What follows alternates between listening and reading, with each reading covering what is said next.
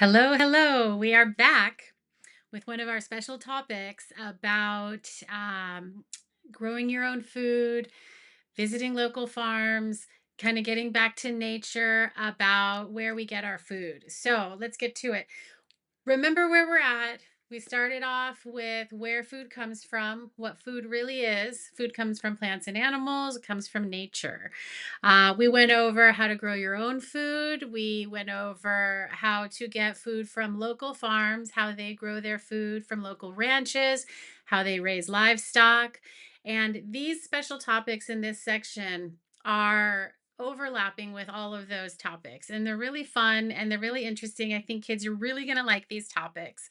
And this is the next one, bees and beekeeping. We've already gone over backyard chickens, we've gone over what homesteading is on all different scales, and now we're going to talk a little bit about bees and beekeeping. So this is also kind of a new thing that used to be something that only large farms and large organizations were able to do because it is dangerous, right? Bees do sting. As you can see here in one of these pictures, this is the outfit that beekeepers traditionally wear and it protects them from the bees. Now, just a side note, kids, I don't want you to be scared of bees, okay? Because bees do not want to sting you.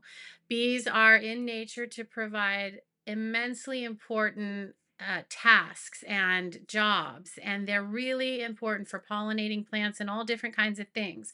So I don't want you to be scared of bees, but this is something. This is a activity that if you're interested in it, you do need to talk with your parents about it and have some supervision when you get started with this. In a minute, I'm going to go over the different kinds of beehives that are out there, and some are much safer than others. Some take a little bit more preparation and knowledge to have successfully. But while this can be a really fun project and a really fun thing to do, you have to be really mindful of taking good care of the bees and taking good care of yourself as well. So get your parents in on this one if this is something that you're interested in. So I mentioned that bees are not a scary insect that's out to sting you.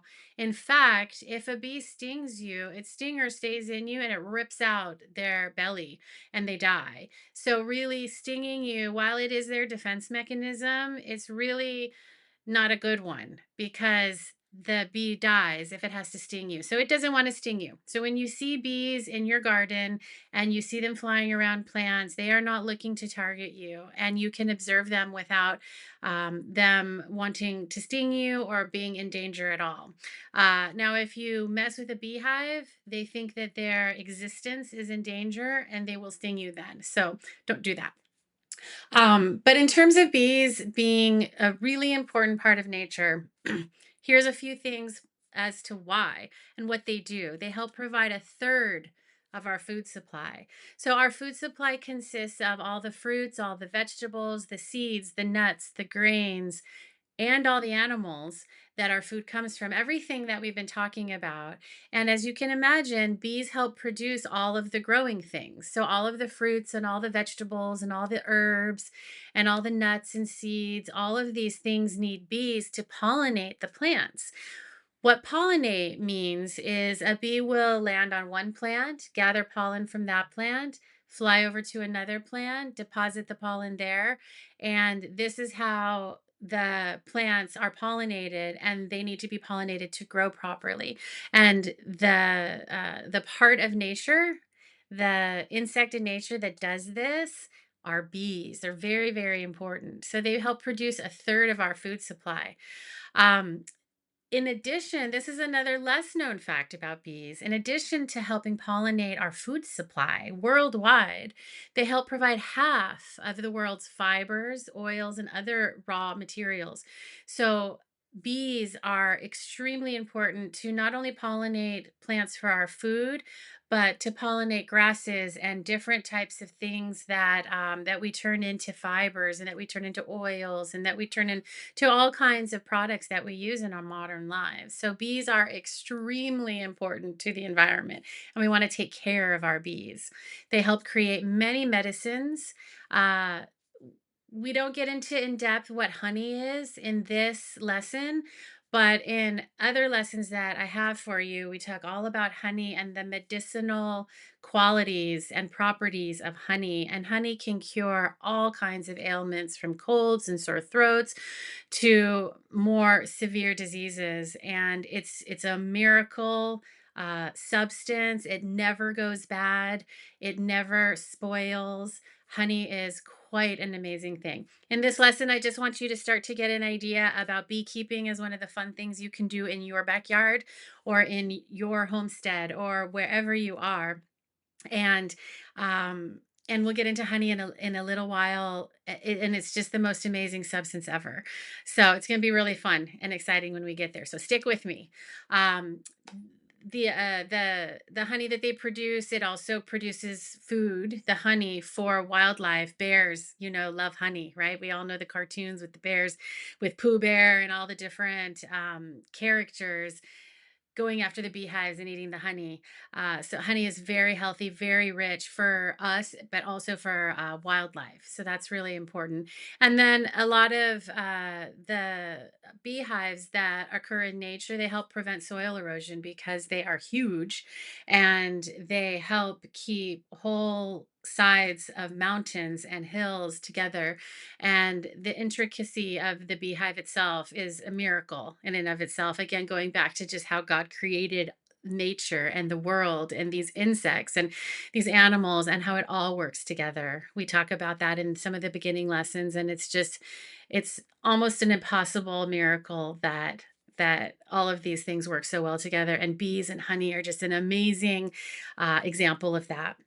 So here, if you're interested in this topic, I've given you a couple of resources here. The American Beekeeping Federation, they have a website. I've left it here for you. Go there and you can learn everything there is about bees, everything about the beehives and the construction of the beehives, all about the queen. We'll talk about that in another lesson when we talk about honey and honey production. The way that hives and bees work together to produce honey and to protect the queen, and to just live it as a colony is just mind-blowing. It's amazing, and you guys are going to love it. So go here to American Beekeeping Federation to learn more. Here I just want to introduce you to these subjects. This is an introductory course to all things food and nature and growing and animals. So go here to learn more about bees, particularly. Another great website that I found for y'all is Kids and Bees. Kids and Bees talks all about how kids can get involved with beekeeping and learning about bees. Here in the Los Angeles area where I'm from, there's a farm up north in the North County that you can go to and do a field trip at, and go and see how the bees are kept and how the honey is harvested, and it's a really fun day. We've done it. So check it out. You might have something like that in your area. If not, use some of these websites for resources. I show you here, I just want to touch on a couple of the different kinds of hives that are out there. And again, it's a goal of mine to get one of these hives, probably one of the first two kinds. And I want to go over with you just a little bit about each one and how fun these can be and how good this is for your garden and for the environment. I don't know if everyone has heard this yet, but bees are struggling as a species right now. And the theory is that it's because of all the cell phone signals and all the Wi-Fi and everything that's flying around in the air. It's making it hard for them to do their jobs. So I know I see bees struggling on the ground or almost dead a lot in my garden, and I'm sure that some of you might have seen that too. Now I don't have anything more specific than that on that issue, but something to think about. So, anyways, back to the different kinds of hives there are. Here on the left-hand side, we have flow hives. Now, these are relatively new and exciting, and this is probably the kind that I'm going to get. But basically, it's a little house, and it has all of the bees and all of their whole colony living inside of this house. And the honey is produced in there, and it's designed in such a way that you just turn a knob and the honey comes out, as you see in this picture. You put a jar there, the honey comes out, and you can harvest the honey with very little disturbance to the bees. The way that this is done is the way that the honeycomb is constructed. Uh, it basically breaks it a little bit, turns it, lets the honey flow out, and then puts it back together without breaking the whole hive, without breaking the whole honeycomb. So that's a really cool invention that's come about in the last few years. These are relatively expensive at this point, anywhere from 300 to over $1,000. But it's a really fun way to start getting involved in beekeeping if you're interested in that. You can get all different sizes of these flow hives, from very small, which is what I'll probably start with, to very, very large. But it's a fun way to get started with beekeeping. Another kind of hive are these indoor hives. And this is actually would be a feature piece in a house. These are hives that are like shadow boxes almost, and they're put on the wall. There's a tube that connects to a nearby window, and it allows the bees to come and go from the outdoors. So they live inside of these contraptions and these devices in your home, and you can this provides amazing learning opportunities for kids because you can watch them as the whole colony works together with the worker bees, with the bees that protect the queen. The bees come and go and they bring food to the queen who never leaves the hive. So many learning opportunities with these, and it's relatively safe. With the tube that goes in and out of the outdoors, but you do have to maintain these properly. They don't produce as much honey. This is more for watching bees up close and all the learning opportunities that that can create. I've given you names of a couple of the different companies that produce these kinds of hives. For the flow hives, it's Flow. Honeyflow.com is the main one that I found, and Beecosystem is the main one that I found for the indoor hives, although there's several other companies that do both. Um, the traditional hive here you see are these boxes. It's called a Langstroth hive.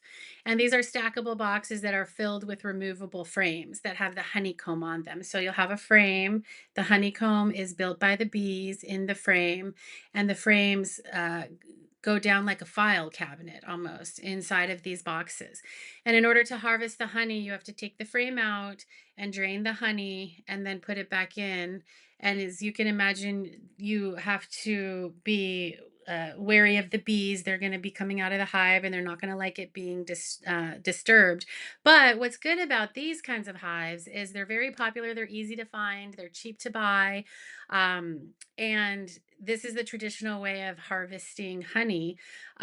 They are heavy. The frames are heavy when they're filled with honey. So it's harder for kids. So if you're interested in these Langstroth type hives, then make sure that there's an adult around. You also have to have protective gear for when you disturb the hive, that the bees will come out. So this is the traditional hive, the indoor hives, the flow hives.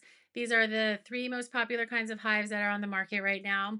And if you're interested in beekeeping, this is a great place to start. And here's some resources to get you started.